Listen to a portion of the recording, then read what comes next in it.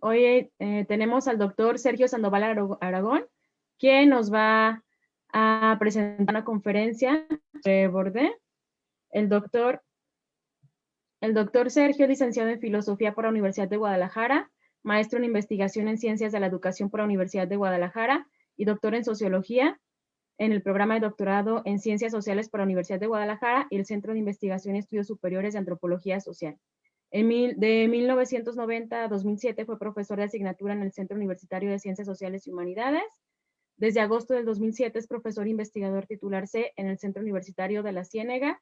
De 2013 a 2016 fue director del Centro de Estudios Sociales y Regionales CESOR del Centro Universitario de la Ciénega. De 2016 a 2019 fungió como jefe del Departamento de Política y Sociedad del Centro Universitario de la Ciénega y en 2019 fue editor fundador de Transgresiones, revista de estudios sociales y culturales.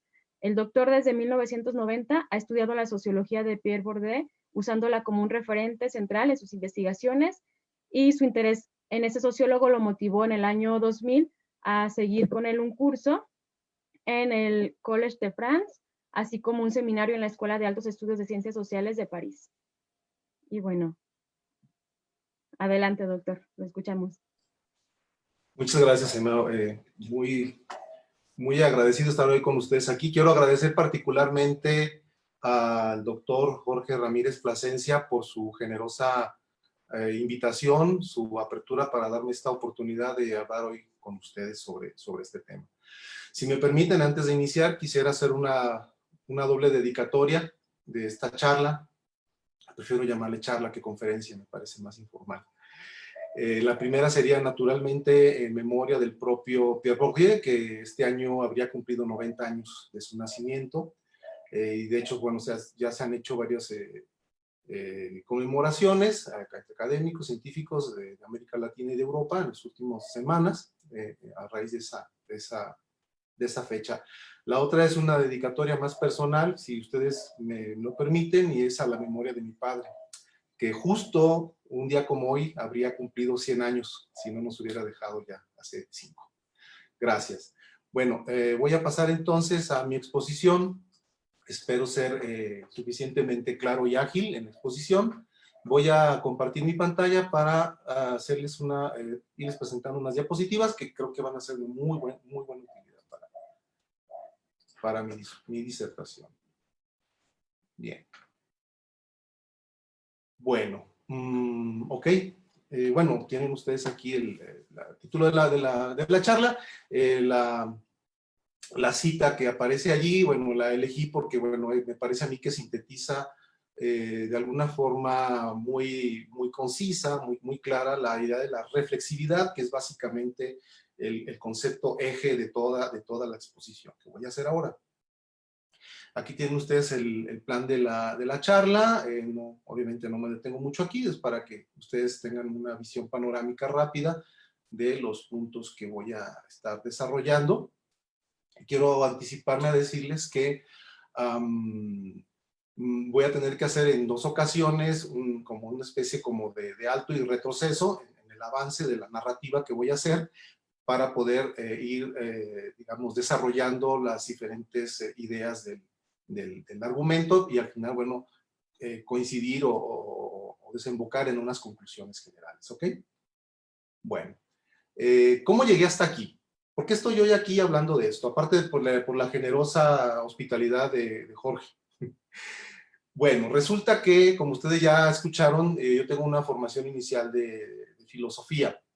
Justo en 1990, cuando yo estaba justo obteniendo mi licenciatura en filosofía, yo me topé con ese libro que ven ustedes ahí, que seguramente muchos y muchas de ustedes han visto, ¿no? Es un texto que se publicó en 1990 en México, una versión castellana, en la que le metió mano algún editor muy listillo, bueno, pero quedó relativamente bien, ¿no? No es exactamente igual como la versión original.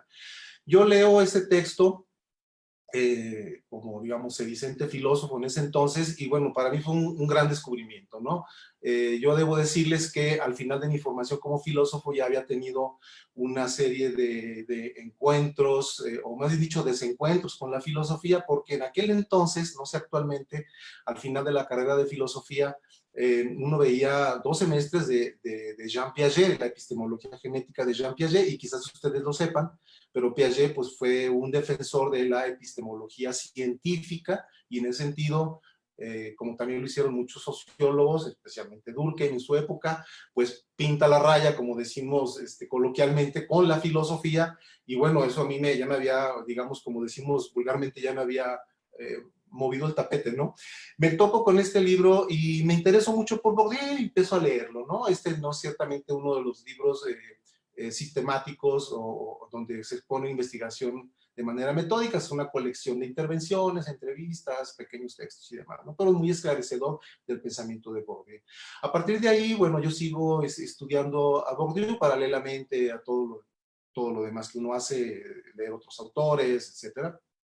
Y bueno, cada vez empiezo a hacer también una utilización sistemática o más práctica, digamos, en las investigaciones ya de corte empírico, pues fundamentalmente en lo que fue mi tesis de maestría, en ese periodo, entre el 90 y el 2000, bueno, los años 90, y bueno, continúo con esto. A finales de los 90 yo ingreso a mi doctorado, que ya mencionaron por ahí, hago esta visita, por ahí anduve dando lata en París, y bueno, en este proyecto sigo desarrollando mis investigaciones empíricas. Cada vez más estoy más interesado en el referente teórico de Bourdieu, por la simple y sencilla razón de que me resolvía problemas, ¿no? De que me respondía preguntas que otras referencias teóricas, como recuerdo ahorita particularmente a Michel Foucault, del cual impartí varios cursos ahí en filosofía, me planteaba más preguntas que respuestas, y Bourdieu me daba más respuestas que preguntas, ¿no?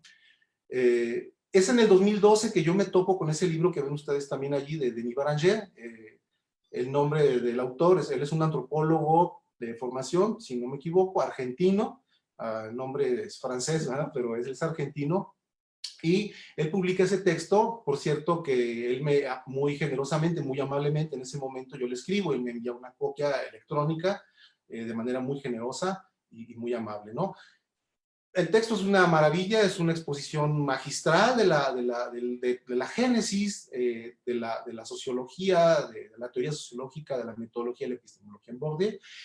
Y hay un hilo conductor, un leitmotiv a lo largo de todo el texto de Baranger, que es la pregunta acerca de si la sociología de Bourdieu puede tener las chances de ser o no el preámbulo, o de hecho si representa un paradigma epistemológico, un paradigma para la epistemología, un nomos, dice Baranger.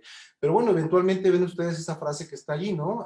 Concluye eventualmente a lo largo de su análisis, entre otro montón de cosas muy interesantes y muy valiosas. Él dice textualmente, dice, es imposible la constitución de un paradigma en el sentido kuhniano. Quiero que retengan en mente esto que está aquí con cursivas o con itálicas, ¿no? Imposible en el sentido kuhniano, ¿ok? Esta afirmación, no puedo dejar de decir que me dejó girando, ¿no? Y dije, pero a ver, pero ¿cómo? Ok, que la sociología de Bourdieu eventualmente no contribuye a gran cosa, o no pueda representar un nomos para que se erija ahí o se constituya un paradigma sociológico. Digo, ok, vale.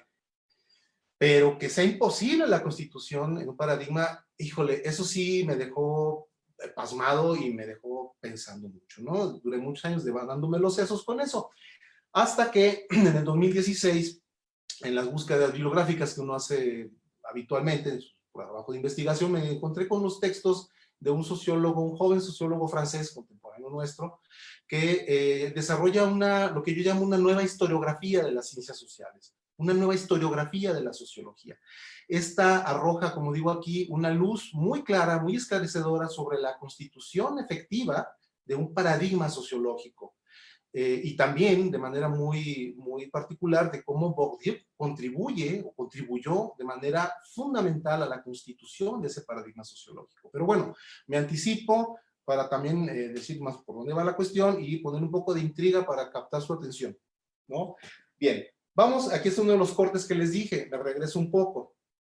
¿Qué es lo que pasa aquí? Bueno, quizás ustedes han escuchado, muy probablemente, que hay lo que yo llamo la negación de un paradigma sociológico en los ámbitos académicos internacionales, ¿no? En América Latina no es la excepción. Esta afirma que no existe todavía un paradigma sociológico y que muy probablemente nunca lo haya, ¿no? Se puede decir de dos formas diferentes. La sociología está condenada a ser una eterna pseudociencia, cosa que afirmaba el primer Karl Popper, o en el contexto americano Mario Bunge, a su manera, que retoma mucho de Karl Popper, ¿no? O también la sociología está condenada a lidiar eternamente con una pluralidad preparadigmática, ¿no? Aquí el autor clave es Jean-Claude Passeron, eventualmente fue, ustedes lo saben seguramente, fue colaborador muy cercano de Pierre Bourdieu, hasta alrededor de 1970 que se da pues un alejamiento entre los dos, ¿no? Un alejamiento y bueno, al final de los tiempos, más recientemente, Passeron se volvió prácticamente un detractor, un crítico de Bourdieu, ¿no? Bien, el problema, muchachas, muchachos, es que ojalá la cosa quedara allí, ¿no? En la discusión del paradigma. El problema es que, además, muy en el fondo de todo esto, lo que se está poniendo en entredicho es la misma cientificidad de la sociología. Es decir, si puede existir una ciencia sociológica o si la que llamamos sociología realmente es una ciencia. Nuevamente volvemos a la misma inquietud que planteé antes, ¿no? Por eso llamo esta negación de un paradigma, ¿no? Aquí yo voy a sostener, con base en lo que los referentes bibliográficos que voy a mencionar enseguida, que esta negación del paradigma sociológico se debe a que los planteamientos o las reflexiones parten de una historia y una filosofía de la sociología de naturaleza presociológica. ¿Por qué presociológica? Bueno, porque es una modalidad de pensamiento filosófico, una modalidad de investigación histórica o historiográfica que ignora activo o pasivamente los avances, las contribuciones de la propia sociología de manera específica, ¿no? Es decir, no hay una retroalimentación, no se retoman los avances y las aportaciones de la sociología para reestructurar, reformular y hacer avanzar el pensamiento tanto filosófico como histórico, quiero decir historiográfico, ¿sí? Entonces, digo aquí también una cosa importante, y lo vamos a ver más adelante, que no estoy exagerando, que si seguimos a Bourdieu, cuando él decía, solía decir Bourdieu, que el inconsciente es la historia, ¿sí? O sea, el inconsciente en el sentido de Sigmund Freud, ¿no? El inconsciente es la historia sedimentada, hecha vuelta práctica, ¿sí? Vuelta, digamos, estructuras incorporadas, y en ese sentido no necesariamente somos conscientes, ¿no? Entonces dice, si la historia, ¿no?, es el inconsciente o viceversa, entonces estaríamos ante una negación en el sentido freudiano del término, ¿no? La Verneinung. Es decir, una negación en el sentido de no aceptar, no tanto racionalmente, ¿sí? Sino, no tanto tampoco irracionalmente, sino porque nos faltan elementos, ¿no? Partimos de una historia mal hecha, por decirlo así, ¿no? O que, bueno, se quedó en un momento determinado del tiempo, ¿no? Entonces, fíjense, aquí es una afirmación muy importante. Lo que yo digo aquí que tenemos que hacer es elaborar, aunque para decirlo en plata pura, bueno, hay quienes ya lo han estado haciendo, y lo vamos a ver más adelante, hay que elaborar una historia social crítica de la concepción dominante de la historia de la sociología, ¿sí? Denunciando y resolviendo sus errores fundamentales. Entonces, fíjense bien, una historia social o una sociología histórica crítica de la concepción dominante, canónica, de lo que nos han contado que ha sido la historia de la sociología, ¿de acuerdo? Ok. ¿Cuáles serían los errores fundamentales que se derivan de esta concepción que he llamado presociológica? Bueno, aclaro, presociológica, insisto, porque obedece a una forma de pensamiento que Bourdieu llamaría una histéresis, ¿sí? Es decir, un desfase, un decalage, se puede decir, entre histórico, ¿no? En el sentido de que las formas de pensamiento de alguna forma sigue estando anclada en un régimen de pensamiento, un régimen conceptual previo al surgimiento de la sociología, ¿ok? Bueno, entonces los errores serían estos, muchachos, fíjense. Uno, elaborar juicios sobre las ciencias sociales con base en un conocimiento de la historia de las ciencias sociales que es parcial, ¿sí? Parcial en los dos sentidos de la palabra, ¿sí? cuando decimos de alguien que es imparcial, ¿sí? O sea, es incompleto por un lado, interesado o sesgado, particularmente por intereses ideológicos. Y cuando decimos ideológico no nos referimos solamente a lo que quizá nos venga a la mente ahorita, cuestiones de orden político, cuestiones, pues básicamente político-religioso, sino que también hay ideologías más particulares. En este caso, una de las ideologías o los efectos ideológicos que más han entorpecido el avance de las ciencias sociales, particularmente la sociología, es las ideologías profesionales, ¿sí? Las ideologías profesionales de filósofos, de los propios científicos sociales, de historiadores, etc. Hay otro par de errores, de alguna forma los siguientes dos se derivan de alguna forma del primero.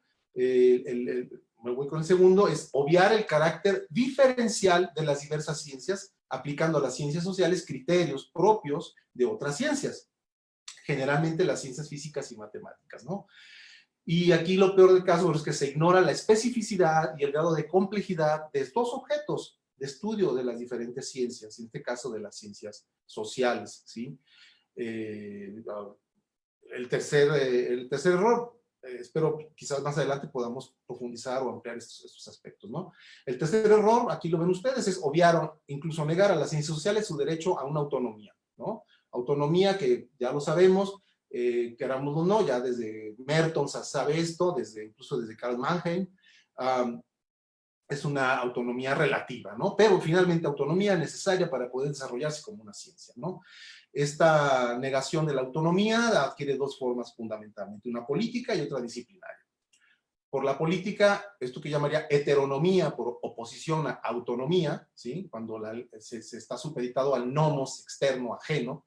La política, bueno, el nombre es claro, hay intereses políticos o sociales que pueden ser muy legítimos, nadie lo discute, pueden ser problemas sociales de muy urgente necesidad de resolver, pero el problema es que se supedita la producción de conocimiento propiamente científico en sociología a estos intereses.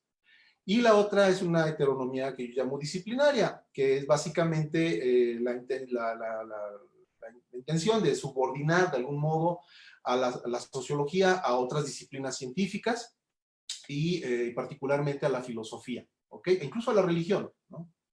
Bien, entonces, ¿cuál es el antídoto para resolver esta problemática? Bueno, lo que yo digo es que lo que necesitamos es tener una historia bien contada, ¿no? Un poco parafraseando a los posmodernos, ¿verdad? Necesitamos otra narrativa de las cosas, ¿ok? A veces se nos olvida que la historia, cuando nosotros leemos un libro de historia, como puede ser el caso de historia de la ciencia, como puede ser el caso del famosísimo libro de Thomas Kuhn, La estructura de las revoluciones científicas, ¿verdad? ¿Se acuerdan? Quizá lo hayan visto, lo han leído. Pero ese libro se publicó en 1962, el original. Estamos hablando de 58 años.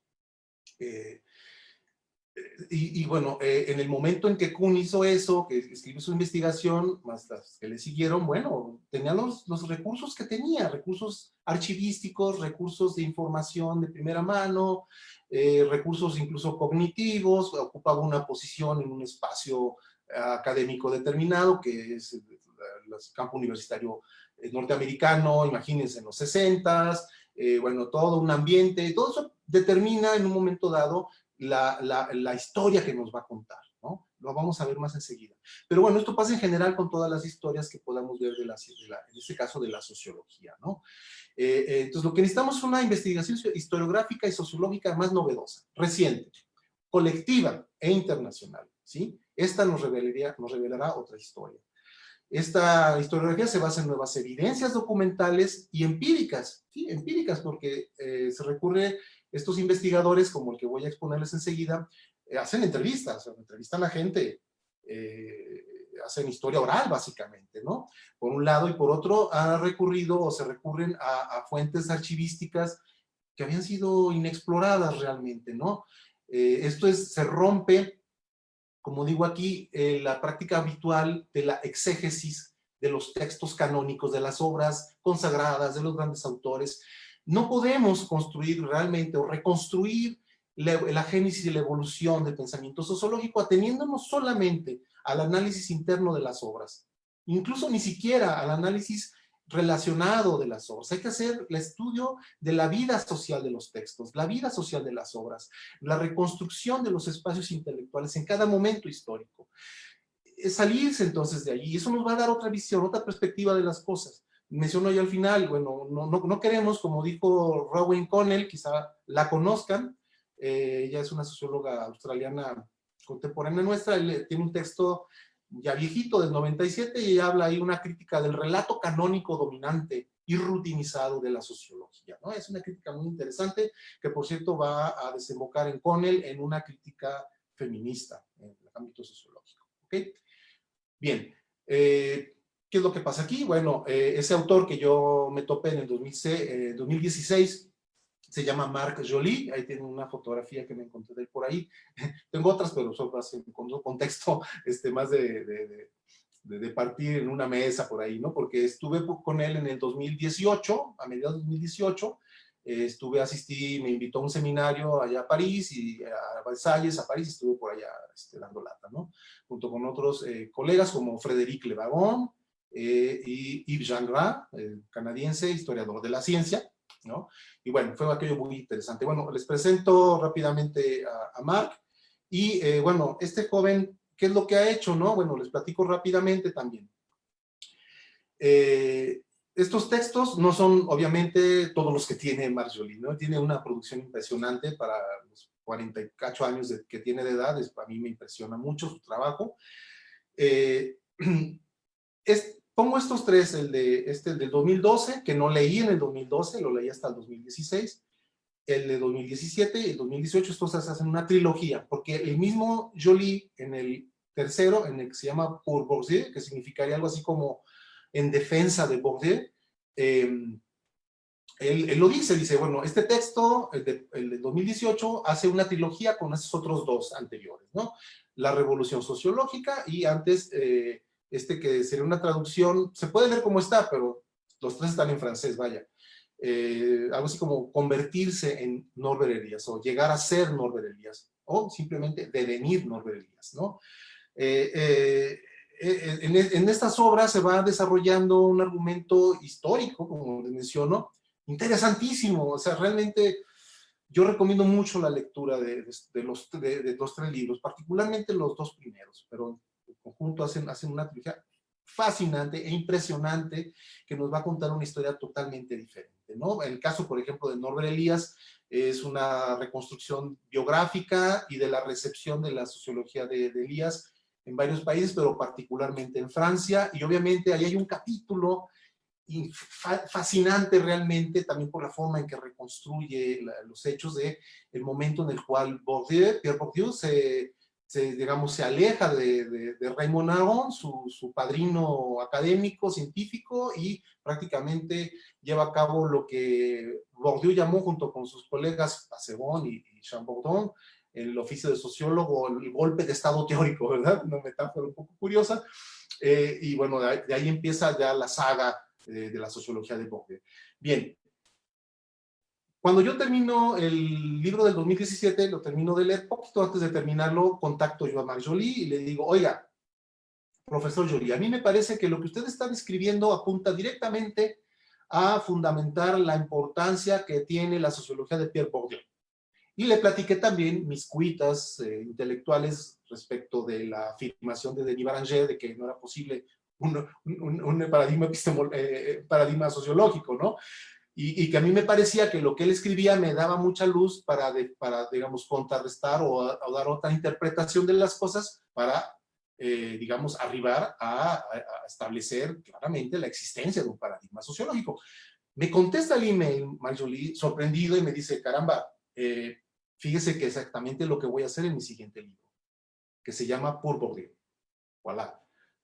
Por supuesto, en cuestión de un par de meses yo ya tenía el libro en la mano y estaba ávidamente leyéndolo, y efectivamente había muchas coincidencias. No puedo decir que yo no habría llegado quizás jamás, o no habría llegado tan pronto a lo que he llegado, que lo voy a exponer enseguida, sin haber leído a Joly, porque bueno, él ha hecho un trabajo ingente de investigación historiográfica, ¿no? Finalmente, recientemente, en el 2020, apenas hace unos meses, se publica este último que ven aquí, que se llama Después de la filosofía. ¿Sí?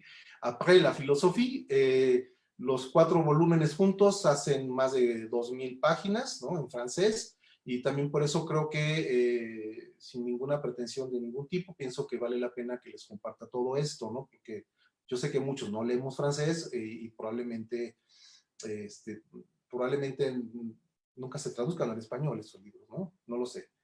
En este último libro, lo que hace Joly está muy interesante porque está dividido en 4 partes. La primera parte, Après la filosofía, y la primera parte es un capítulo introductorio muy extenso, que es prácticamente una parte, una de las 4 que constituyen el libro, donde él expone de manera sistemática la estructura y surgimiento del paradigma sociológico. ¿Ok? Y dentro de esto, se va a destacar de manera muy particular cómo la sociología de Bourdieu constituye uno de los 3 fundamentales pilares de ese paradigma. Es la razón por la cual hoy estoy hablando de esto con ustedes, ¿ok? El resto del libro de Après la philosophie es un conjunto de artículos y de ensayos, algunos inéditos, otros no tanto, pero que ha sistematizado y revisado y redactado nuevamente para, digamos, sustentar de manera con evidencias, con datos, incluso datos duros, con todo tipo de análisis semánticos, lexicográficos, estadísticos, bibliográficos, entrevistas, etcétera, un montón de información para ir construyendo toda esta historiografía que yo les digo, toda apuntando precisamente a fundamentar cada uno de los 3 pilares o dimensiones de este paradigma sociológico, ¿ok? Bien. Seguimos con esta historia bien contada. ¿Qué es lo que nos dice en concreto? Joly nos dice esto. Dice, en la segunda mitad del siglo XIX, obviamente en Europa, se configuró de manera transnacional un nuevo régimen conceptual biopsicosociológico, ¿ok? Que aportó una nueva imagen científica del mundo y de la humanidad, ¿sí? ¿Por qué es biopsicosociológico? Bueno, fundamentalmente abarcará la biología evolutiva, específicamente Darwin, aquí los nombres propios son muy útiles para entender de qué va el asunto, la psicología científica en general, donde debo decir que entra también el psicoanálisis freudiano y de manera muy particular. ¿Sí? Si ustedes leen los últimos capítulos de Après la philosophie, el último de los libros que acabo de mencionar, es un estudio genial de la forma en que Norbert Elias sociologizó, lo mismo que Bourdieu, a Freud, y es interesantísimo en ese sentido, ¿no? Bueno, y finalmente, las ciencias sociológicas, ¿no? Por ciencias sociológicas nos referimos a antropología, historia, economía, lingüística, lo que llamaremos ciencias sociales, ¿no? Bien, volviendo entonces al asunto del paradigma sociológico, ¿no? ¿Qué es lo que pasa? Pues que para Joly ese paradigma siempre ha existido, ¿no? Lo que pasa es que se ha venido desarrollando históricamente, obviamente, se ha venido desarrollando, ¿no? Tiene momentos albores inaugurales, fundamentalmente con Durkheim, antes que Durkheim con Auguste Comte, con Carlos Marx, obviamente, Weber y demás, pero ya estaba ese paradigma ahí, ¿no? Es también es un tema de evolución histórica, vaya, ¿no? Entonces esto nos lleva, el segundo corte que les mencioné al principio que tendría que hacer, de retroceder un poco, voy como por avances sucesivos, ¿no? Y me regreso entonces al tema del paradigma. Ahí tienen ustedes, sí, lo siento, otra vez, Thomas Kuhn, ¿no? Porque ya sé que ya lo saben, lo tienen archisabido probablemente. La teoría de los paradigmas científicos de Kuhn es prácticamente de dominio popular, pero por eso mencionaba al principio de mi exposición como un ejemplo de historia de la ciencia que se hizo en un momento de la historia y que entonces hay que volver a revisar a la luz de lo que hemos avanzado en el conocimiento histórico. Fue escrito en 1962 y hay que revisarlo otra vez porque si ustedes, voy a explicarlo de esta forma, si ustedes han leído este texto o han oído hablar del paradigma, pero sobre todo si han leído el libro, porque si leen los digestos, las exposiciones de profe, como las que uno hace en clase de la teoría que explica Kuhn en ese libro, queda todo como clarísimo, ¿no? Pero cuando lees el libro, no queda claro. ¿Y qué no queda claro? Exactamente a qué le podemos llamar o no paradigma en Kuhn. Él mismo no lo tenía claro en ese momento. Por eso en 1969 le añade un capítulo adicional a la siguiente edición del libro, una postdata, donde se dedica a aclarar todo un montón de malentendidos, según él, o de cosas que le habían quedado en el tintero o que no se le habían ocurrido, ¿no? Bien, la primera definición que nos dan en 62 Kuhn es que un paradigma es lo que une a una comunidad de investigadores con una formación especializada, similar, enfrentados a los mismos problemas de manera similar por un conjunto de creencias, valores y técnicas. Correcto, muy bien. Pero en el 69, y es todo esto, yo lo reviso obviamente, ustedes lo pueden hacer cuando gusten, pero todo esto obviamente yo retomo la revisión que hace Marc Joly. En el 69 cambian las cosas un poco, ¿no? Y entonces Kuhn dice, no, a ver, creo que no me di a entender. El término de paradigma hay que usarlo de una manera más restringida, ¿sí? Entonces él habla de un sentido restringido del término paradigma, por eso siempre, o casi siempre pongo paradigma con comillas, ¿no? El paradigma sería, dice Kuhn, soluciones concretas de enigmas empleadas como modelos o ejemplos a seguir por los investigadores, ¿no? Donde un ejemplo, cito, es la identificación de una forma específica de resolución de enigmas, en inglés la frase es puzzle solving, ¿sí? Pero fíjense bien, dimensionado a una escala pertinente. Es una cuestión de escalas, ¿verdad? ¿Qué es lo que pasa? ¿No? Un paradigma sería, dice Kuhn, fíjense bien, el aprendizaje de una forma típica de puzzle solving, ¿sí? Pero que estaría englobado en algo más amplio, que comparten los miembros de una comunidad de especialistas y que explica, cito, la relativa plenitud de su comunicación profesional y la relativa unanimidad de sus juicios profesionales. ¿Okay? ¿Qué es algo más amplio? Bueno, dice el mismo Kuhn allí, y lo repite en su libro posterior que se llama La atención esencial, es una matriz disciplinaria, ¿no? O sea, hay algo arriba de los paradigmas, que es la matriz disciplinaria.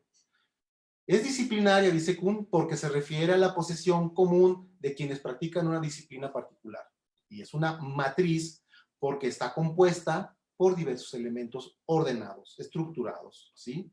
Él diferencia estos tres elementos, que lo que llama generalizaciones simbólicas, creencias colectivas y valores, ¿no? Un poco retomando este aspecto de los valores científicos de Robert Camerton. No voy a explicar esos elementos ahorita, no habría tiempo para eso, pero no obsta para que siga con mi argumentación, ¿ok? Entonces, Kuhn ofreció, dice Joly, 3 posibilidades diferentes para usar el término paradigma. Si ustedes, como dije hace rato, les ha costado trabajo entenderlo, no, ya les dije, no es culpa suya. Probablemente tampoco sea culpa de Kuhn, sino del mismo problema que estaba abordando. Es en sí mismo bastante complejo y hasta que leía Joly entendí de qué iba el asunto. Bien.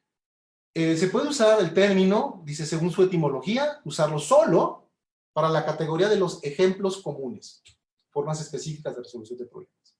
¿Ok? Esa es una opción. Otra sería usarlo de forma adjetival, no de forma sustantiva, es decir, como parte de adjetivos. Entonces se podría hablar tanto de marco paradigmático, ¿no? O matriz disciplinaria, ¿sí? En un sentido amplio, o como modelo paradigmático en su sentido restringido. Pero fíjense, paradigma pasa a ser adjetivo, ¿no?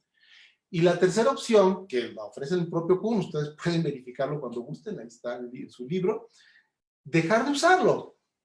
Dejar de usar el concepto paradigma y usar las expresiones mejor, matriz disciplinaria y ejemplo. ¿Ok? Hasta aquí vamos bien, ¿no? Kuhn también introdujo otro concepto que seguramente ustedes tienen muy presente, que es el de la famosa inconmensurabilidad, ¿no? Un concepto tomado de la geometría antigua. Inconmensurabilidad o irreductibilidad entre paradigmas sucesivos, porque estamos hablando de evolución histórica de la ciencia. Pero ante el problema que acabamos de ver de los posibles usos del término paradigma, ¿en qué escala se debe aplicar entonces la noción de inconmensurabilidad? Sobre todo en el caso de las ciencias sociales. El propio Kuhn trató de aclarar, como digo aquí, que la inconmensurabilidad, fíjense bien, no es un problema de comunicación entre científicos con diferentes paradigmas o teorías. Lo que eventualmente podrá resolverse mediante una suerte de traducción, ¿sí?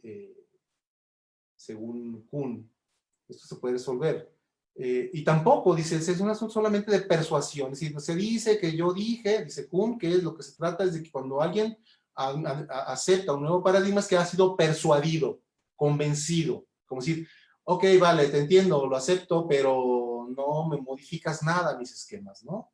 No, dice Kuhn, la inconmensurabilidad solo se da, y cito textual, en la experiencia de la conversión, no de la persuasión, ¿sí? Que Kuhn compara con un cambio de Gestalt. Utiliza la palabra alemana, Gestalt, que significa forma, ¿ok? Y aquí es preciso que no usa la palabra Weltanschauung, ¿ok? Es otra cosa, relativamente diferente, ¿no? Ok, y ahora bien, esta inconmensurabilidad, este cambio de Gestalt, dice, permanece, cito textual, por lo tanto, en el núcleo mismo del proceso revolucionario, hablando de las revoluciones científicas. Entonces, Joly retoma aquí la argumentación y dice, bueno, la noción de inconmensurabilidad solo es pertinente si se aplica a un cambio de imagen paradigmática del mundo, Gestalt, y en el caso de las ciencias sociales a una escala superior a la de las disciplinas institucionalizadas y de los grupos de especialistas por separado, es decir, a un nivel superior, a nivel del conjunto de un campo de disciplinas, como mencioné hace rato, biopsicosociológicas. ¿Okay? Resumo aquí muy rápidamente, me estoy acercando al final de mi exposición ya casi, y llegar a lo fundamental que es Bourdieu. Este diagrama pretende simplificar y mostrar de manera gráfica, visual, muy rápido el argumento de Joly. No quiero entretenerme mucho con esto, igual no habrá manera de ver después el video, supongo, yo puedo compartir esta información a quien guste. Pero bueno, básicamente lo que vemos aquí es, voy a ser muy preciso, ustedes ven una diagonal roja aquí del lado derecho que atraviesa el siglo XIX, ¿no? Del lado derecho quedaría un régimen conceptual que ya llamaríamos clásico, ¿no? Donde estarían ámbitos como el político, la religión y particularmente la filosofía, bajo una concepción de la realidad más bien sustancialista, esencialista, y donde la forma más acabada de epistemología es un idealismo trascendental. Después, del lado izquierdo, hay esta ruptura, ¿no? Esta que Joly llama revolución cognitiva, una auténtica revolución cognitiva que no se la saca de la manga, digamos, aporta un montón de información histórica sobre el respecto, ¿no? Y demuestra de alguna forma u otra que ha existido esta revolución cognitiva, es un cambio, como diríamos, de paradigma, ¿no? Genera esta nueva imagen paradigmática del mundo y del ser humano, es un cambio de Gestalt, es una verdadera revolución, lo que cambió fue eso. Pero por otro lado, el óvalo que está en medio, incluye esta matriz que él llama matriz interdisciplinaria. Si Kuhn habló de matrices disciplinarias dentro de cada ciencia, Joly habla de matriz interdisciplinaria, de este conjunto de ciencias que se empiezan a diferenciar unas de otras y a su vez todas ellas de otras ciencias y por supuesto de la filosofía, la religión fundamentalmente, ¿no? Este conjunto de ciencias sociológicas, psicológicas y biológicas constituyen entonces este régimen conceptual biopsicosociológico. Y bueno, estas flechas que ven allí punteadas les representan precisamente esta especificación de métodos, objetos, teorías, conceptos y demás, obviamente paradigmas, y de diferenciación relativa entre ellas, ¿ok? Del lado superior izquierdo, bueno, obviamente aquí ya tenemos una nueva imagen de la realidad, una imagen plenamente científica, o sea, que se apega a un realismo racional y que hace referencia a una realidad ya no de sustancias o de esencias, sino una realidad relacional, procesual, estructurada y estructurante, genética, evolutiva, si ustedes quieren, ¿ok? Bueno, de manera muy rápida, muy general. Y es aquí entonces donde arribamos al paradigma sociológico ya, definitivamente, ¿no? Joly se aparta entonces de las interpretaciones parciales de la noción de paradigma de Kuhn y advierte que el mérito de la noción de paradigma, en lo que a la sociología respecta, es que permite comprender que lo más importante reside en este acuerdo sobre la manera de enfrentar el trabajo sociológico y sus implicaciones epistemológicas y antropológicas, ¿ok? Por lo que es válido hablar entonces de un paradigma sociológico que comprende 3 dimensiones que se han desarrollado históricamente según el siguiente esquema o estructura, ¿no? Presento rápidamente aquí. Igual, si quieren más adelante, puedo precisar cualquier punto de estos. Tiene tres, Joly habla de pilares. A mí no me gusta mucho la metáfora de los pilares, pero bueno, pilares o dimensiones, ¿ok?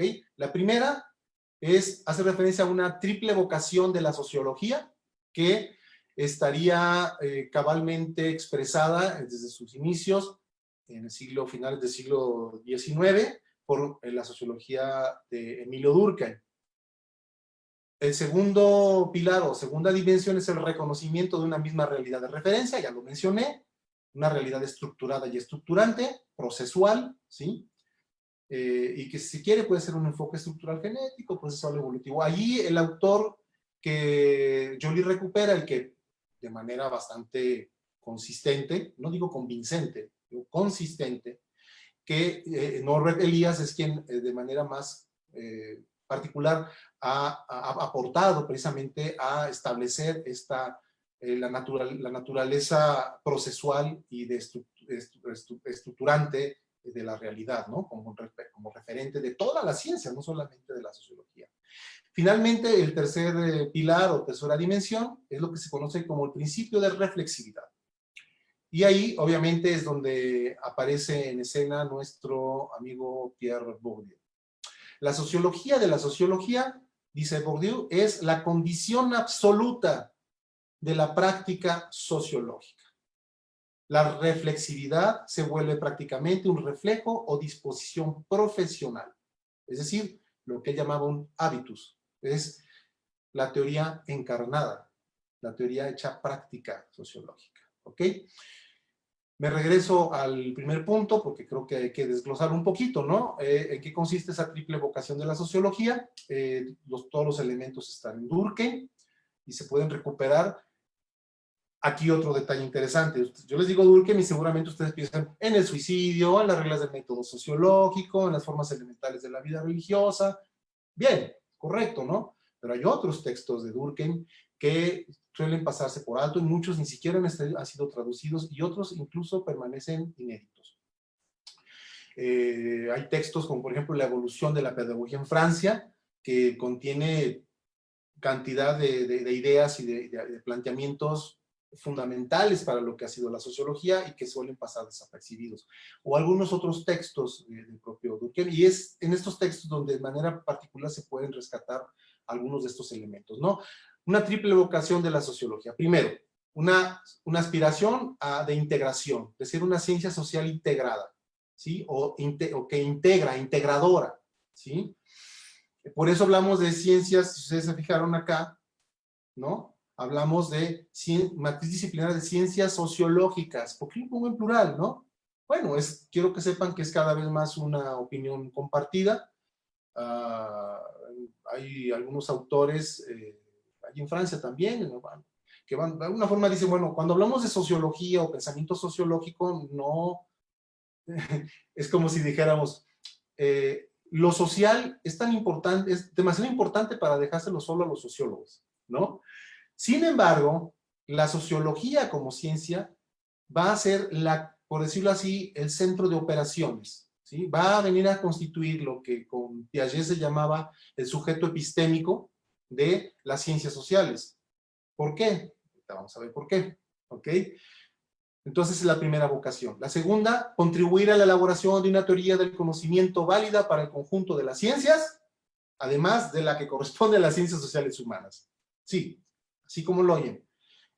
Mientras que históricamente, sobre todo la filosofía y con justa razón y con todo derecho, durante mucho tiempo fue, digamos, la disciplina dominante y en lo que era darnos modelos o explicaciones epistemológicas. Pero a partir, sobre todo, de teóricos, de investigadores como Jean Piaget, por ejemplo, eso cambió radicalmente, ¿no? Hoy por hoy la epistemología es una ciencia, ¿sí? Una ciencia de la ciencia, que obviamente se auxilia de otras ciencias. En el caso de Piaget está muy claro, ¿no? La psicología genética o evolutiva, que le permitió, pues, desarrollar todos estos planteamientos que quizá conozcan. Entonces, la sociología está llamada a ser también como sociología de la ciencia, y dentro de esto, sociología de la propia sociología, a ser una componente muy importante, fundamental de cualquier epistemología, junto con todo lo demás que pueda aportar, incluso las ciertas formas de filosofía, que yo no sé si sigan siendo filosofía, pero bueno. Y la tercera vocación es participar en la definición de una imagen científica de la humanidad y del mundo, es a lo que se refería con el realismo racional, ¿ok? Aquí tenemos entonces la estructura general de este paradigma sociológico. Lo sigo poniendo entre comillas paradigma por las razones que ya expliqué, pero bueno, ahí está. Y esto no es, insisto, algo que Joly o cualquiera de nosotros nos sacamos así mágicamente de la chistera como un mago, ¿no? No, esto está perfectamente, basta con releer con cuidado algunos textos, como lo acabo de decir. Bien, y entonces, ¿qué hace Bourdieu aquí? Bueno, si me regreso acá, en cada una de los pilares o dimensiones hay un nombre propio, ¿no? En el primero está Durkheim, ya expliqué por qué, en el segundo está Elías. Bueno, en el tercero, este principio de reflexividad, está Bourdieu. ¿Por qué? Porque la reflexividad, yo sé que es muy común hablar de la famosa triada concepto, campo, hábitus, bueno, está bien, o podemos hablar de una diada, como dice Wacan, por ahí en un texto publicado en inglés recientemente, Loic Wacan dice que en realidad la triada no es la mejor forma de expresar la sociología de Bourdieu, que la mejor forma es hacer referencia a la diada poder simbólico y espacio social. Vale, ¿no? De acuerdo, pero Joly y otros, junto con, por ejemplo, Johan Heilbron, por ejemplo, un gran historiador de la ciencia holandés, maravilloso, o Yves Jean Gras también, dicen, no, el elemento fundamental y distintivo es la reflexividad. En tanto reflexividad refleja, ¿no? O sea, como reflejo cuando hablábamos de los perritos de Pavlov, ¿se acuerdan? ¿No? Como un reflejo, o sea, algo que se ha interiorizado tanto que ya el sociólogo o la socióloga, ante un problema determinado, ante una situación, una información, automáticamente, cuando ya tiene uno un largo proceso de formación, de iniciación en la disciplina, uno reacciona ya, como decía Nietzsche, de la moral, ¿no? Federico Nietzsche decía, la moral es un órgano, o sea, lo hemos interiorizado tanto que reacciona inmediatamente, ¿no? Un órgano así visceralmente, ¿no? Bueno, el hábito sociológico tiene que acercarse a eso, ¿no? Como en cualquier otra ciencia. Si tú le hablas de un fenómeno determinado a un físico, el físico lo va a interpretar en términos físicos, a un químico en términos químicos, y sucesivamente, ¿no? Y con la sociología no tendría por qué ser diferente. Entonces, tenemos la reflexividad. ¿Pero qué es la reflexividad? ¿No? Esta disposición profesional o hábitos, ¿no? Que traduce, dicho sea de una vez, la naturaleza social y eminentemente práctica de la noción de matriz disciplinaria de Kuhn, ¿ok? Una de las formas en que se va a constituir esto, ya hablando disciplinariamente, es la historia social y la sociología de la sociología, ¿sí? Que conducen a una aplicación más estricta del método científico, dice Bourdieu, ¿no? Y que estas actividades del sociólogo dice, son medios de indagar lo científico inconsciente de los sociólogos, ¿no? Permiten constituir esta condición absoluta de la práctica científica, de la cual hablé hace rato, a través de la formulación del problema, de la génesis de las categorías de pensamiento y de los instrumentos de investigación de los sociólogos, ¿ok? Me acerco ya al final de mi exposición. Bien. Bueno, el propio campo científico es el sujeto y el objeto del análisis reflexivo, ¿sí? Son los propios sociólogos aplicándose a sí mismos sus propias armas de investigación y análisis. Porque es la única forma de controlar todo aquello que pesa sobre el inconsciente, sobre las prácticas, sobre el lenguaje de los sociólogos, ¿no? Sí, un ejemplo rápido. Si no se practicase esta reflexividad, seguiríamos haciendo sociología machista. Ustedes saben que eso cada vez pasa afortunadamente menos, ¿no? O sea, ya está, dicho hasta el hartazgo por muchas sociólogas y sociólogos y activistas y demás, e incluso filósofas como Judith Butler, ¿no? El conocimiento que tenemos del propio ser humano tiene marca de género. Bueno, la reflexividad es precisamente lo que nos permite superar ese tipo de determinación, ¿no? Y entonces sí hacer avances significativos en el conocimiento sociológico, ¿no?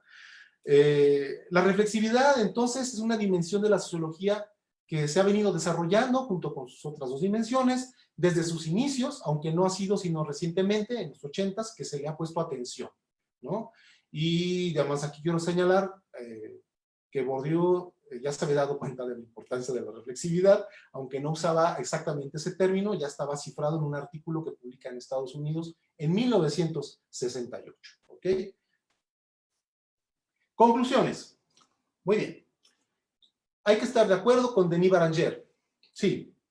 Cuando afirma que en sociología es imposible la constitución de un paradigma en el sentido kuhniano, pues el sentido mismo de la noción de paradigma en Kuhn no es unívoca y restringe su propia aplicación. ¿Sí? Ya vimos que sí, si yo me atengo a esa versión, a esa vulgata de lo que es un paradigma, pues no me da, no. Pues ¿cómo? Ya vimos por qué. Efectivamente, Baranger tiene toda la razón, pero no tiene la razón al prohibirle a la sociología, sí, junto con Jean-Claude Passeron, prohibirle o negar la posibilidad de un paradigma sociológico, ¿no? Es preciso revisar y ampliar la noción misma de paradigma, abarcando el conjunto de ciencias surgidas con el régimen conceptual biopsicosociológico, que es inconmensurable con el régimen conceptual previo, fundamentalmente filosófico y religioso, ¿sí? Para entender que a la escala de la matriz disciplinaria de la sociología es legítimo hablar de un paradigma sociológico cuya estructura en tríada ya se ha descrito. Además de sus contribuciones a las dimensiones de la triple vocación de la sociología y del reconocimiento del carácter estructural genético de la realidad, se debe reconocer que la aportación específica de Pierre Bourdieu al paradigma radica en la exigencia de reflexividad, dimensión que es consustancial a las otras dos. En cuanto al pluralismo de paradigmas o teorías, ciertamente también ese pluralismo existe. Jean-Claude Passeron tiene razón. Existe un pluralismo, pero no es ese pluralismo, como hemos visto, lo que va a mantener a la sociología en una posición entre la literatura y las ciencias naturales, toda esa monserga, ¿no? Lo que pasa es que, bueno, ya lo vimos, ¿no? Hay un pluralismo en cuanto que hay muchas disciplinas sociales, ¿no? Humanas, psicología, etnología, antropología, historiografía, economía, sociología, propiamente dicha, ¿ok? En cuanto a los ejemplos, sería el sentido restringido de paradigma en Kuhn, efectivamente hay una posibilidad de diversos métodos de investigación dependiendo de la forma de abordar el objeto de estudio. Hacer etnografía, hacer análisis estadísticos, hacer análisis lexicográficos, en fin. Y también la forma de resolver problemas, los conceptos e incluso las teorías que se pueden plantear. Como digo aquí, pues, pueden coexistir diferentes modelos teóricos. Finalmente, como dice mi querido profesor Fernando Leal Carretero, las teorías son digamos, fórmulas que te dicen cómo resolver problemas en la investigación, ¿no? Voilà, ¿no? Ahora bien, todo esto se da, como dijimos, dentro de una misma matriz disciplinaria en la sociología o interdisciplinaria en el conjunto de todas las ciencias sociales, ¿no? Finalmente, afirmamos entonces de manera categórica que un paradigma sociológico no solo es posible, sino que de hecho existe, ha existido, se ha venido desarrollando desde el nacimiento mismo de la sociología en la segunda mitad del siglo XIX. Y claro, es un proceso que se ha expandido más allá de Europa, ¿no? Ahora bien, negar la existencia o la posibilidad de este paradigma sociológico no es más que el resultado, lo digo categóricamente también, de la ignorancia, de la cual todos podemos pecar, pasiva o activa, consciente o no, de su historia. Bueno, pues con esto termino y como dicen aquí nuestros amigos manifestantes en la Plaza del León de Belfort en París, ¿no? Acuérdense de Pierre Bourdieu. Gracias.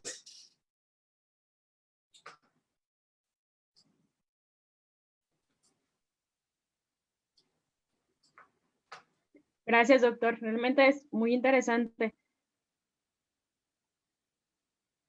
Eso espero. Tenemos preguntas, con mucho gusto me concretaría a responderlas.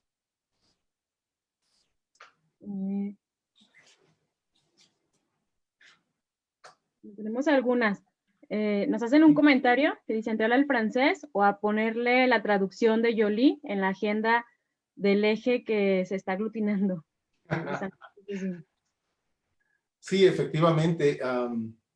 Yo hice una solicitud formal al Fondo de Cultura Económica hace un par de años, pero bueno, no tengo yo ninguna autoridad sobre el Fondo de Cultura Económica. Me pareció que por la naturaleza de esta editorial era factible, o es factible, ¿no? Por el tipo de financiamiento público que tiene, en buena medida, financiar, porque no es fácil, ¿no? No es fácil, no me refiero en sí a la traducción, ¿no? Sino, bueno, el trabajo editorial que conlleva hacer la traducción de estos cuatro, por lo menos estos cuatro, al menos el último, por esos volúmenes, editorialmente, financieramente, pues no es fácil, ¿no? Pero también es romper muchas barreras, ¿no? Como he mencionado en mi exposición, pues evidentemente hay muchas resistencias, ¿no? Hay muchas resistencias a este tipo de planteamientos, ¿no? Digo, no quiero parecer, no quiero darme más ínfulas, ¿no? No quiero darme más importancia de la que seguramente tengo. Pero a mí me parece que este tipo de planteamientos, como decimos acá en México, pisan muchos callos, ¿no? Hay muchos intereses de todo tipo, sobre todo intelectuales, incluso intereses afectivos involucrados en la constitución que tiene actualmente el campo disciplinario de las ciencias sociales, por ejemplo, el caso concreto de México, y que se traducen también en aplicando el propio esquema analítico de espacios sociales de Bourdieu a los campos académicos y universitarios, pues tenemos juegos de poder, ¿no? Juegos de relaciones, de luchas de poder simbólico, que también pasan por cuestiones de poder económico, material, político. No es fácil, ¿no? Son discursos que no se digieren fácil. Y bueno, ahora, algo también que yo quisiera añadir es que no quisiera yo que quedara aquí una imagen de que estoy simplemente promocionando los textos de un amigo mío que está en Francia y que es un completo desconocido. Yo los invito a que investiguen, a que lean toda la polémica enorme, el ámpula que se levantó en Francia y un poco más allá de Francia con las publicaciones de los libros de Joly, principalmente, bueno, a partir de la revolución sociológica, enseguida con el texto de Paul Bourdieu, fue, digamos, fue incendiario el efecto que tuvo en el campo intelectual francés, y hubo muchísima, y sigue habiendo muchísima discusión, ¿no? Entonces no quisiera que se tomara de esa manera.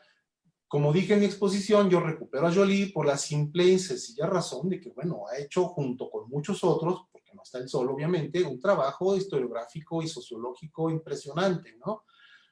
Por eso la invitación, bueno, a que se lean directamente los libros, ¿no?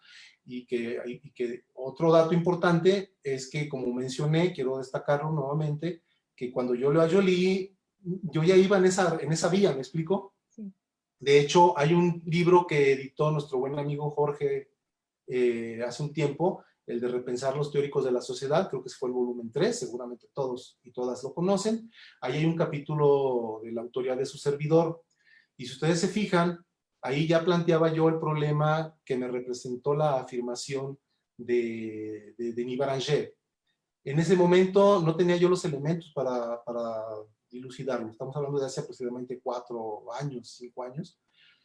Pero, curiosamente, si ustedes ven el texto, que se puede descargar de internet completamente gratis, yo termino diciendo, bueno, si la sociología puede o no tener un paradigma, o si Bourdieu contribuye o no a un paradigma, es un asunto que no se resuelve discutiéndolo aquí, sino que es un asunto histórico.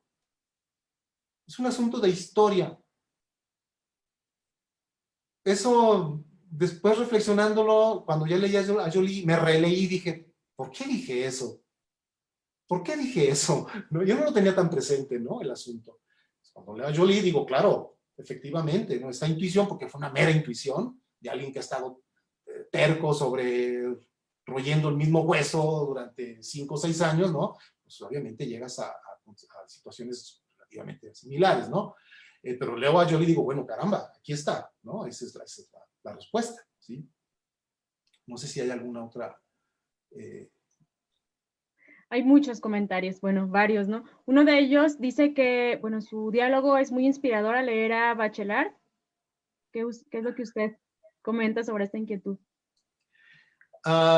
Bueno, Bachelard, hay toda una discusión. De hecho, ya el contacto que tuve con Jolie ya, digamos, está ofreciendo ya algunos frutos, ¿no? En estos momentos está en proceso de edición un artículo que hemos escrito a la limón, él y yo. Y ese artículo precisamente consiste en hacer una revisión sobre la famosa herencia bachelardiana en Pierre Bourdieu. El artículo, de hecho, se titula así, se llama ¿Era Bourdieu bachelardiano? Pregunta, ¿no? Nuestra respuesta, o mejor dicho, la respuesta de Jolie en ese artículo es que era bachelardiano, pero no en el sentido en que lo aceptaríamos de primera instancia, ¿no? ¿Hay un bachelardismo en Bourdieu? Sí, pero dice Jolie, es un bachelardismo como todo lo demás que aparece en Bourdieu de sus antecesores, por ejemplo, Edmund Husserl, por ejemplo, Merleau-Ponty, aunque ahí hay paréntesis porque nuestro colega Juan Ducuen de Argentina tiene un maravilloso libro que lo estoy leyendo, es este libro de Juan Ducuen, es una maravilla de libro, se los recomiendo mucho, y hace reflexiones muy interesantes respecto de la filosofía, la fenomenología de Merleau-Ponty en Bourdieu. Bueno, pero en general, dice Jolie, todo lo que vamos a encontrar, casi todo, algunas cosas no suficientemente sociologizadas, dice Jolie, las vamos a encontrar en Bourdieu.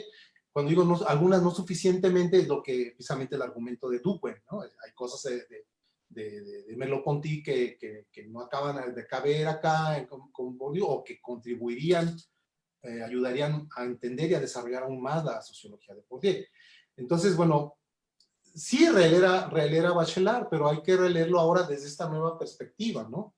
Hay que poner a Bachelard en contexto, ¿no? ¿Quién era Bachelard? ¿Qué posición ocupaba en un campo intelectual? Y sus obras, ¿qué vida siguieron, ¿no? Aquí hay algo muy interesante. El libro de Baranger, que lo digo con toda admiración y respeto para Baranger, es un libro admirable, pero bueno, de alguna manera continúa con una argumentación ya existente en Jean-Claude Posseron, en su famosísimo texto que se llama sobre el razonamiento sociológico, y un artículo que tiene también sobre la pluralidad teórica en sociología, y que más o menos se complementan, ¿no? De alguna manera. Y hay un eje ahí, bueno, y es esta afirmación constante de que por un lado, Bourdieu era bachelardiano, pero hasta un punto en donde ya no quiso serlo, y entonces ahí fue donde ya no funcionaron las cosas y la sociología de Bourdieu se extravió, ¿no? Bueno, es básicamente lo que se dice. Jolie dice, no, lo que pasa es que se practicó esta ruptura, esta fractura, esta conversión, porque Bourdieu, como muchos, como su servidor, era de formación filósofo. Se volvió antropólogo, o mejor dicho, etnólogo, y de ahí brincó la sociología de manera bastante natural, podríamos decir, después de sus trabajos en Argelia, ¿no? Y algunos trabajos en su pueblo natal, en el sur de Francia. Entonces, hay una sociologización, ¿sí? Entonces, hay que leer, sí, hay que releer, seguramente, pero hay que leerlo ya con otros ojos. Insisto, hay que acordarnos que la historia que leemos fue hecha en un momento dado, ¿sí? Jolie sigue básicamente, con esto termino este comentario, porque veo que hay muchísimas más cosas que puedo decir y comentar.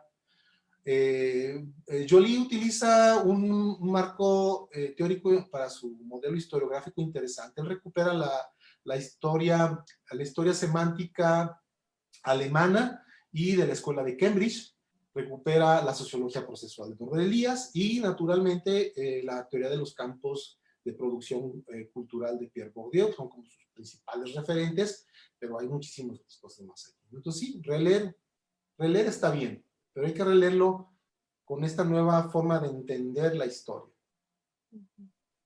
Y hablando de releer, ¿por qué textos recomendaría usted que se acercaran las personas que aún no están muy metidas en la obra de Bourdieu?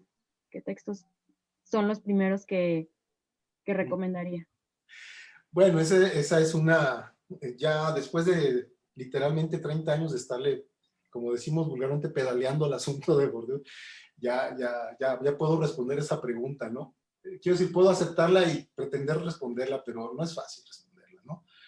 Muchos autores, uno de los principales exponentes en Estados Unidos y en América Latina de Bourdieu, que es su compatriota Loic Huacán, que está en Berkeley, si no me equivoco, en California. Él es uno de los que se han atrevido desde hace mucho tiempo a sugerir un plan de lectura, ¿no? En la última versión, en la última reencarnación, digo yo, de la sociología reflexiva, ¿no? ¿Sí se ve? Sí. Al final del libro, ahí aparece un apéndice, lo muestro, ¿sí se ve? Dice Huacán, aquí él pretende darnos una receta de más o menos, y es muy chiquito el articulito, y luego viene ya una selección de artículos. Bueno, aquí nos da algunas guías, ¿no? De por dónde empezar. Puede ser, yo preferiría remitirlos al texto, sería muy ocioso de mi parte hacer otra disertación aquí sobre de eso. Si yo tuviera que decirlo desde mi experiencia personal, ustedes se recordarán que les mostraba que aquel librito que publicó Conaculta junto con Grijalvo en 1990, en una colección que se llamó precisamente Colección de los 90, Sociología y Cultura. Sí, es una buena forma para entrarle, definitivamente. Sin embargo, yo les recomendaría también que no nos quedemos siempre con lo primero, ¿no?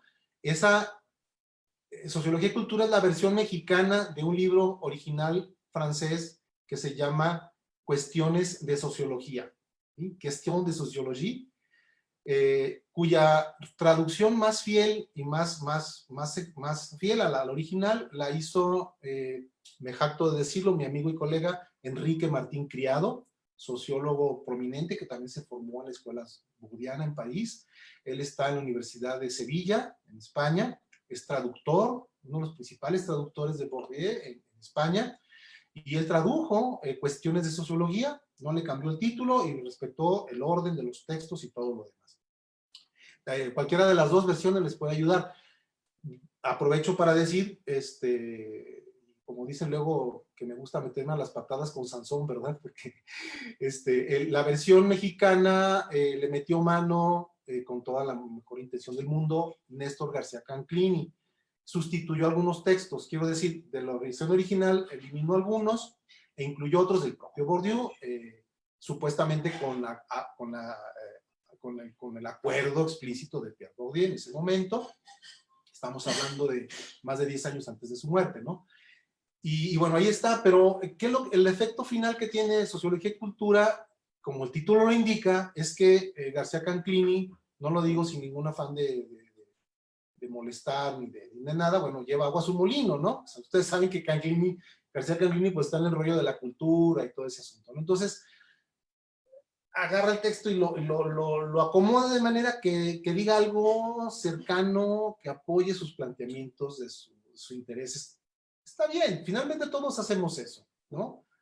Ayer, lo digo rápidamente para pasar a otra cosa, ayer estuve muy al pendiente de una mesa de discusión que se transmitió de México sobre Niklas Luhmann, interesantísima, muy interesante, muy interesante, ahí estuve yo todo el tiempo.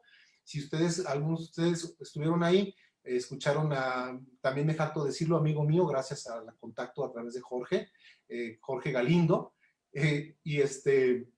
y muy interesante, ¿no? La forma en que él hacía todos estos, y él decía, Galindo dice, bueno, cuando yo estuve en Alemania y les dije que quería escribir sobre Luhmann, allá me decían, sí, claro, usted va a hacer una interpretación de la teoría para México. Y decía, bueno, cierta forma así es, ¿no? Uno recibe los sociólogos, las teorías venidas de otra parte, y inevitablemente se va a operar alguna reconversión, alguna transformación, una reinterpretación, siempre mientras esto sea dentro de los márgenes de la cientificidad y mientras no se transgreda, por decirlo así, en un sentido negativo, digamos, los principios fundamentales del teórico, todo vale, ¿no? Está bien, ¿no? Como decía Carl Sagan, en ciencia está prohibido prohibir. Lo que en todo caso no se vale es tergiversar, denostar, desechar, descalificar, o simplemente, como no comprendemos, pues no decimos que no sirve. Bueno, no debemos hacer eso, ¿no? Entonces yo, convencido bordiano, ayer estuve más de 3 horas pegado escuchando sobre Luhmann y fue fascinante. Bueno, y sobre Durkheim, Sí. nos comentan. Ya la, Bueno, sobre la afirmación de Durkheim sobre la necesidad de comprender la formación de los hábitos como parte de un proceso ambiguo, indeterminado y dialéctico, y cómo esto incidiría, por ejemplo, en el uso de conceptos como las estrategias de reproducción social. Bueno, yo como les comentaba, estoy en proceso de leer el texto de Durkheim. Sin embargo, bueno, compartí con él un micrófono y una pantalla, como ahora lo hago con ustedes, a principios de mes, en un seminario que se organizó precisamente a raíz de los 90 años del nacimiento de Bourdieu. Juan Durkheim, ahí tuve yo el placer de conocerlo, estuvo también Alicia Gutiérrez y otros colegas, muy interesante todo. Y ahí escuché sus planteamientos. Yo le decía a Juan Durkheim exactamente que, bueno, me parece, como dije hace rato, una perspectiva muy, muy interesante, ¿no? Me falta, digo, no quisiera hacer una afirmación contundente porque sí quiero analizar con lupa, con detalle el libro como se merece, el trabajo inmenso, profesional y magistral que ha hecho Juan Durkheim para poder hacer una afirmación. Lo que yo sí podría decir es que, a ver, él mismo lo ha dicho, ¿no? En una de sus intervenciones, que tuvo una segunda o tercera intervención recientemente, dice Juan, dice, a ver, hay que entender de qué estamos hablando, ¿no? Primero, con Joly yo diría, hay una sociologización de la filosofía en Bourdieu, ¿sí? Pero también con el propio Joly, quizás más bien siguiendo a Norbert Elias, el Norbert Elias de la sociología de la ciencia y del conocimiento, que hay que leer, ¿no? Hay un artículo sobre un colega mexicano que se apellida Manzano, si no me equivoco, genial el artículo donde te explica perfectamente la sociología del conocimiento de Elías, se lo recomiendo mucho, es mexicano, está por ahí en internet. Bueno, con Elías habría que decir, bueno, pero esta sociologización pues no se da de un tajo, ¿no? No se da de un golpe para siempre, ¿no? Miren, aquí les platico una anécdota que igual está allí en YouTube, ¿no?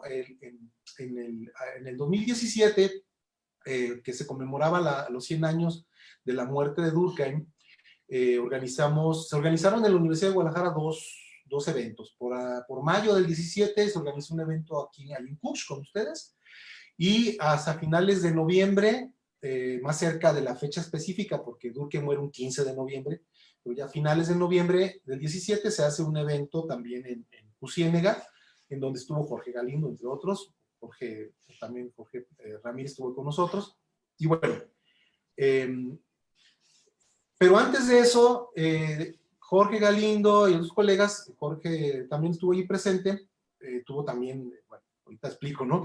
Se hizo la presentación de una reedición, de un libro sobre Durkheim, ¿no? Que presentaron los colegas de México, de la UNAM, de la UAM, de la Ibero. Y uno de los comentaristas era mi estimado y querido profesor Fernando Carretero, al cual estimo mucho. Fue mi maestro en la licenciatura, fue mi maestro en la maestría, fue mi maestro en el doctorado. Le debo mucho el poco rigor intelectual que tenga, en buena medida se lo debo al doctor Fernando. Pero bueno, dice Fernando, bueno, hizo una serie de observaciones muy pertinentes, una valoración de, bueno, ¿qué pasa con Durkheim actualmente? ¿Qué valoración podemos hacer desde el punto de vista teórico, metodológico y demás? Y al final yo le decía, oiga, doctor, ¿no cree usted que le exigimos demasiado a Durkheim? Porque Durkheim, pues le tocó inaugurar, vaya, ¿no?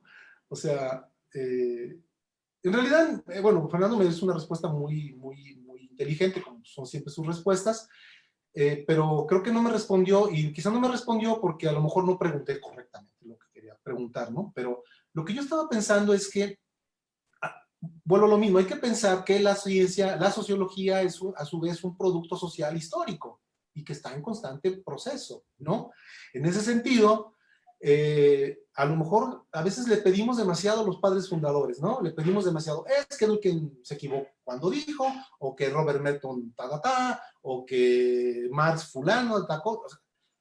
Sí, bueno, la crítica obviamente es importante, es lo que hace avanzar la ciencia, ¿no? Es lo que hace avanzar esto, pero hay esta otra parte donde uno tiene que decir, bueno, pero hay que entender que, bueno, ¿te parece poco?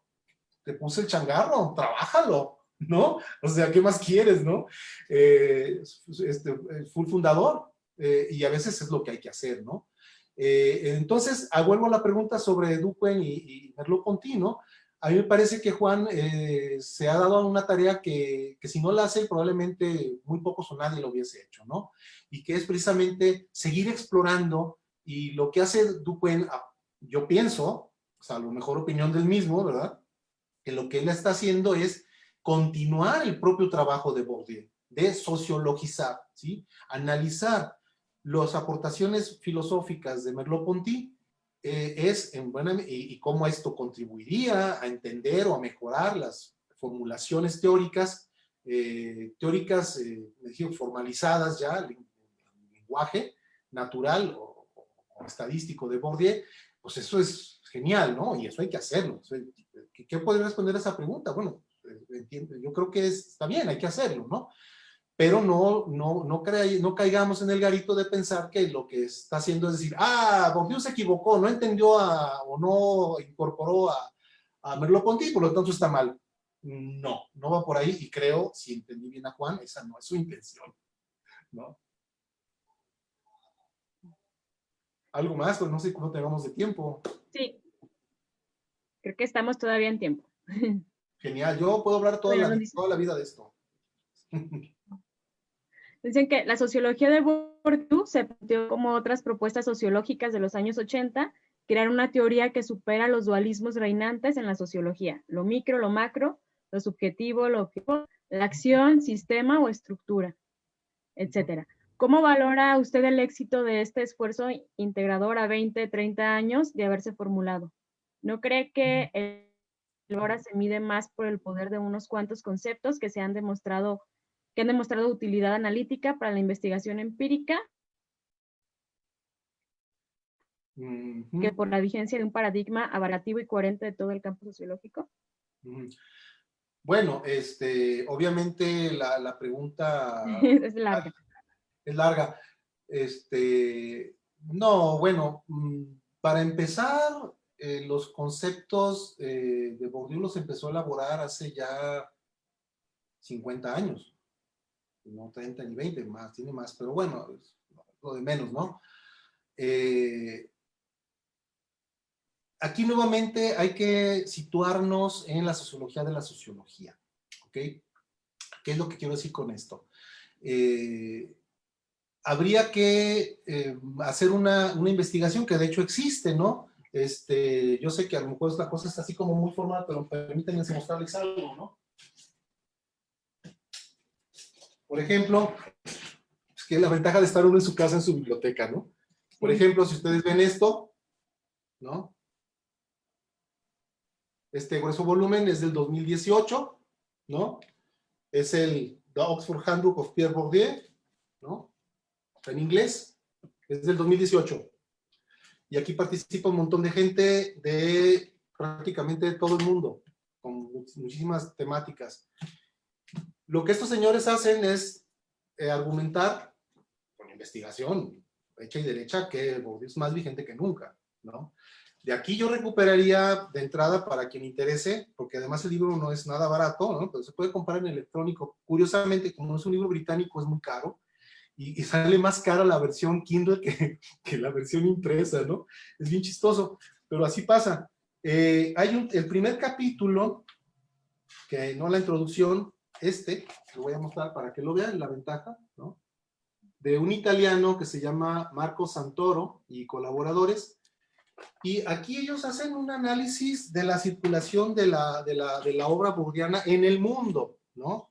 Y es interesantísimo, ¿no? Y qué bueno que hay oportunidad de mostrarlo aquí, porque nos muestran de manera estadística, pues, el impacto, ¿no? La distribución mundial que tiene la obra de Bourdieu en el mundo, el montón de traducciones que tiene, toda la revisión, cómo ha sido incorporado aquí y allá, etcétera, etcétera, etcétera. Y esto es del 2018, ¿no?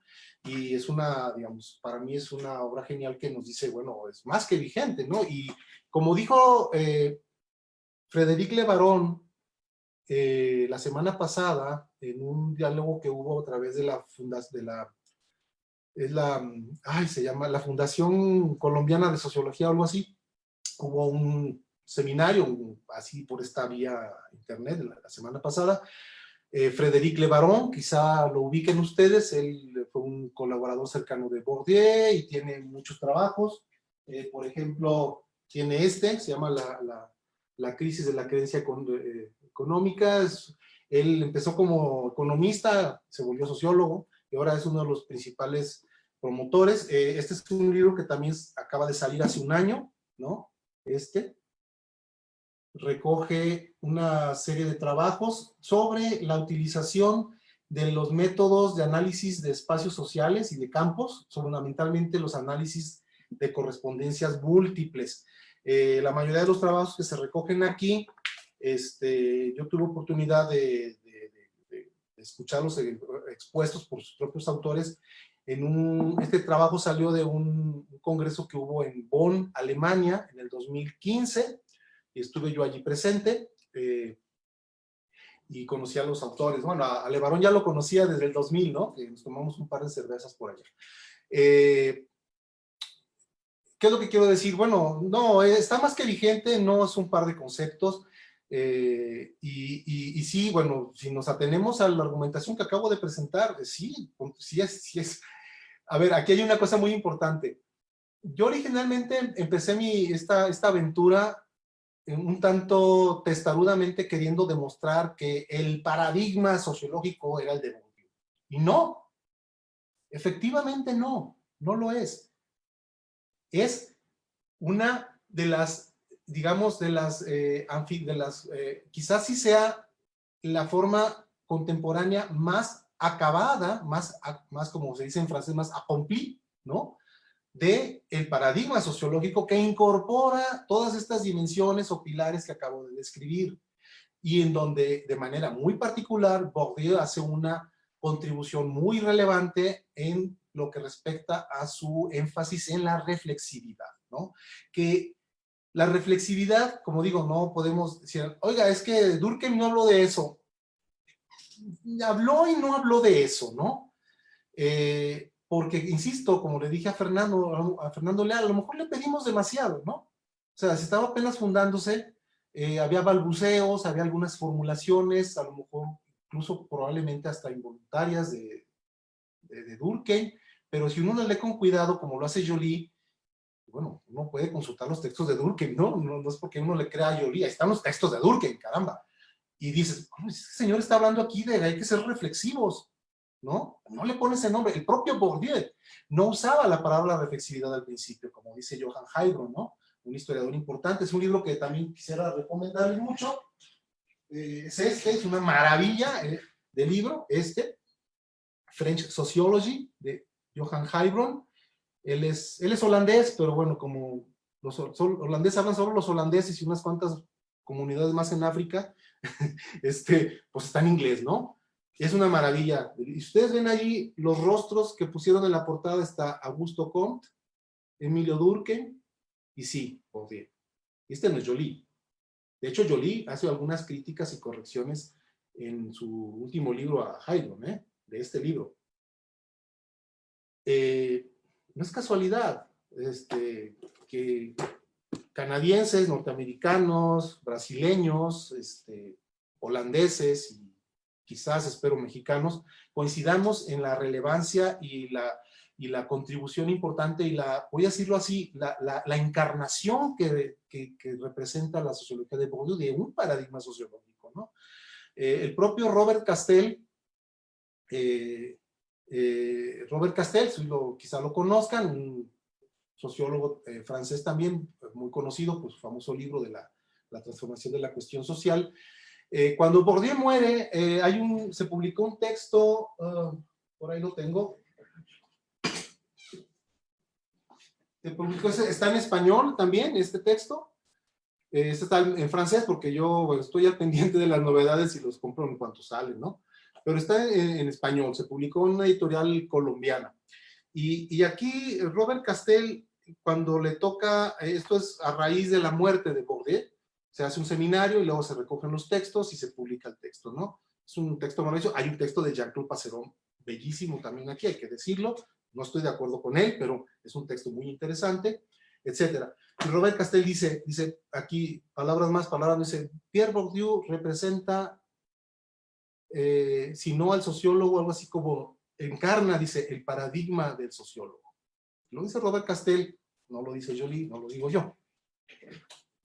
Me callo.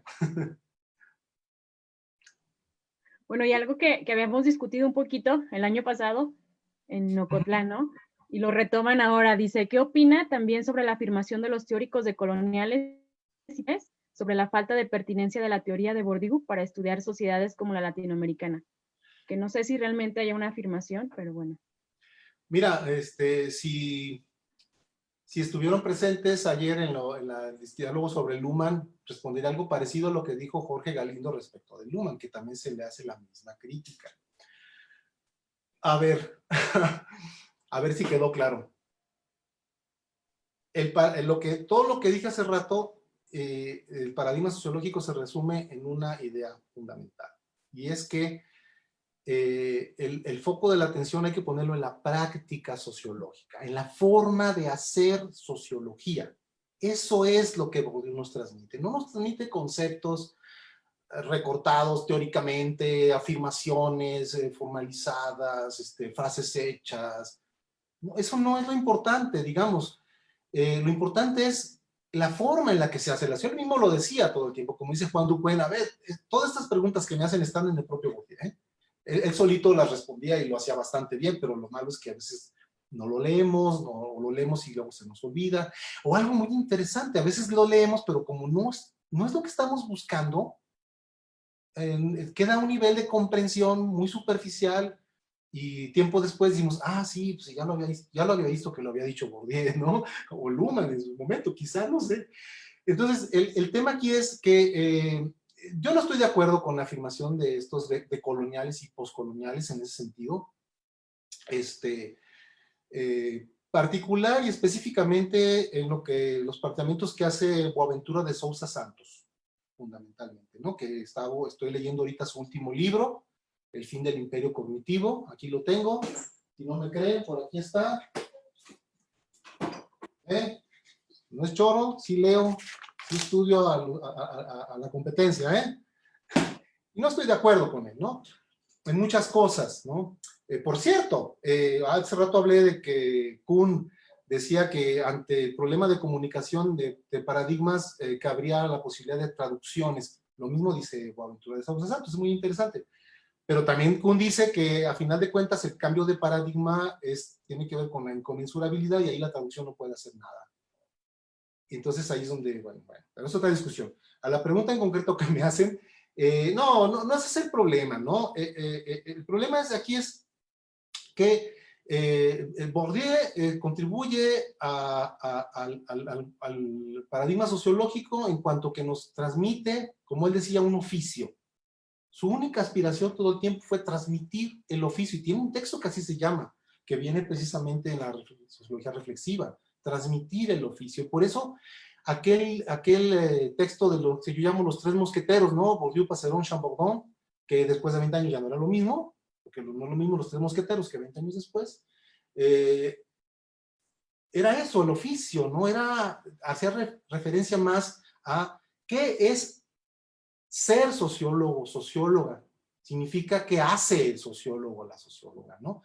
Es más allá, miren, de las monsergas filosóficas de histéresis académica y de trasnochadas de empezar a definir las teorías de manera así formal y un poquito a la antigüita. eso no sirve, ¿no? O sea, para Bourdieu la teoría era algo que se practicaba, era algo que se hacía, era algo que el sociólogo incorporaba como hábitos, como forma de percepción, como forma de ver el mundo. Bourdieu decía, la teoría, la palabra teoría viene del griego theorein, que significa punto de vista, perspectiva, forma de ver las cosas. Ahora, esto va más allá de la limitación o la referencia meramente a lo visual, ¿no? Porque tiene que ver más con todo el involucramiento del científico en su actividad, de su involucramiento absoluto en la actividad de investigación, de construcción de conocimiento, pero que tiene que pasar por el filtro, por el control de la forma superior de objetivación científica, que es la reflexividad. Reflexividad, que ojo con esto, no es una actividad de un individuo aislado, tipo cartesiano, tipo ignaciano, no, o sea, la reflexividad es algo que pasa por la colectividad, por el colectivo, ¿no? Por la comunidad, como decía Kuhn, ciertamente. En ese sentido, no estoy de acuerdo con esto. Estoy de acuerdo en que sí ha existido una especie de imperialismo de la sociología, ¿no? De la sociología europea, norteamericana también, hacia, por ejemplo, los países en general los países del sur, ¿no? El propio Bourdieu lo dijo, ¿no? Tiene un texto que escribe con Huacán que se llama Las astucias del imperialismo, de la razón imperialista, ¿no? Donde denuncia estas cuestiones, con sus detalles, ¿no? Que se analizan respecto de una lectura que se hizo, o más bien una no lectura que se hizo de ese texto en Brasil en su momento, pero bueno, es otra conferencia. Entonces, estoy de acuerdo con eso, que sí tenemos una relación de dependencia política, económica con el norte, con los países poderosos, y que también es innegable que históricamente incluso la sociología ha sido utilizada con fines imperialistas y colonialistas. Charles Rice Mill fue el primero en decirlo, y lo dijo con todas sus palabras, con todas sus letras, ¿no? Ha habido un imperialismo de la sociología, se ha utilizado para dominar. Pero al mismo tiempo vuelvo a la misma cuestión, hay que revisar la historia, ¿no? Hay que revisar qué es lo que ha pasado, ¿sí? Porque entonces nos quedamos con versiones canónicas, con versiones, por ejemplo, el caso de Boaventura de Santos es muy interesante, por allí va mi crítica, ¿no? Los planteamientos que él habla, que él plantea, lo que él hace para hacer esta crítica del supuesto imperio cognitivo, se fundan en una versión, en una historieta muy elemental, muy ramplona de la historia de la ciencia, ¿no? Y brinca tan felizmente de la historia de la física a la historia de la biología, a la historia de la sociología, y a todo le aplica. Los tres errores que mencioné hace rato originalmente surgieron de las críticas que yo le hago a Boaventura de Sousa Santos. Muchas gracias, doctor. Realmente es una discusión de largo aliento y, bueno, pues muchas gracias por la introducción a ella. Nos quedan algunos comentarios y preguntas por ahí, pero bueno, también pues comentar y avisar que el doctor va a estar dando un curso sobre Bourdieu. Sí. Empezamos. Los invitamos a inscribirse. Sí, no es comercial, pero bueno. Jorge Ramírez me ha hecho el gran honor de abrirme un espacio por ahí, una materia optativa que se llama así, la sociología reflexiva de Pierre Bourdieu. Es una optativa que se empieza a impartir este lunes ya, 7, a partir de las 6 de la tarde, si no mal recuerdo, y va a ser así en línea, pero va a ser un placer recibir ahí. Supongo que puede haber gente que no necesariamente sea estudiante de sociología, que quiere interesarse en discutir estas cosas. Yo estaré encantado de poder vernos y platicar. Muchas gracias, doctor. Nos quedamos al pendiente. El agradecido soy yo. Hasta luego. Hasta luego.